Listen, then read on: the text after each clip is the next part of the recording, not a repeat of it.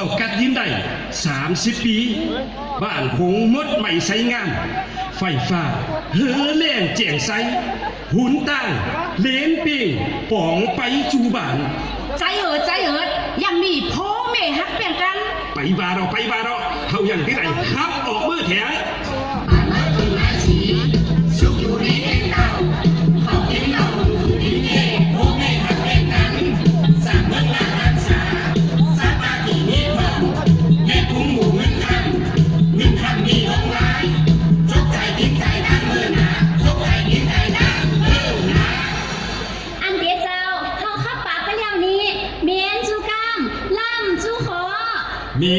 เมียนวันนี้ปินวันอุ่นตูน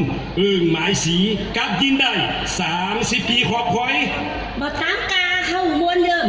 กุนเบิ่งไม้สีนี่ก็ดีไหลสาเซินมวนเดิมเคลื่อนย้ายไม้